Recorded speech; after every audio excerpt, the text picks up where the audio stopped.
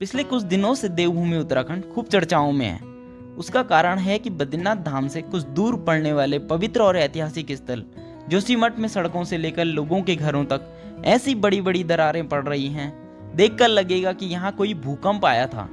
लेकिन ऐसा कुछ नहीं हुआ, क्योंकि जोशीमठ की पूरी जमीन ही खिसकने वाली है और कहा जा रहा है कि कुछ ही दिनों में ये शहर पूरी तरह से धंस जाएगा। आइए जानते हैं जोशीमठ की अहमियत और उसके तबाह होने की लापरवाहियों के बारे में।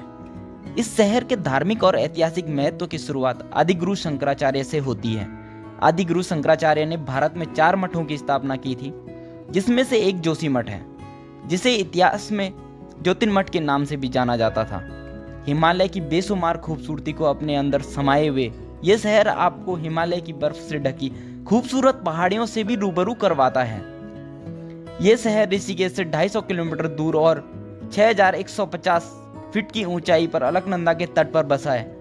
ये शहर इसलिए भी महत्वपूर्ण है कि हिंदुओं के पवित्र तीर्थ स्थल बद्रीनाथ, सिखों के पवित्र तीर्थ स्थल हेमकुंड साहिब और विश्व धरोहर फूलों की घाटी तक जाने का यही एकमात्र पड़ाव और रास्ता है।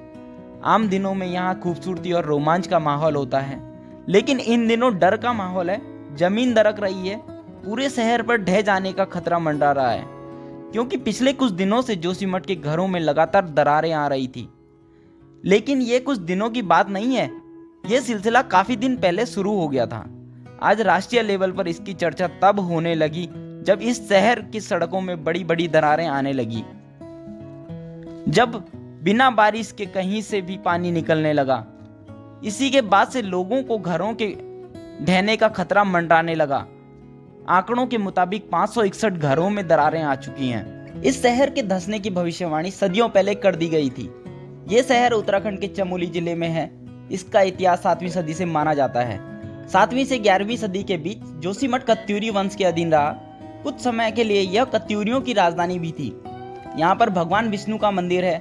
जब सर्दियों में बद्रीनाथ में कपाट बंद हो जाते हैं, तो उस दौरान भगवान बद्री की पूजा इसी मंदिर में होती है। स्थानीय लोगों के बीच मान्यता है कि जोशीमठ के नरसिंह मंदिर में भगवान नरसिंह की मूर्ति का बायां हाथ धीरे धीरे खत्म होकर गिर जाएगा।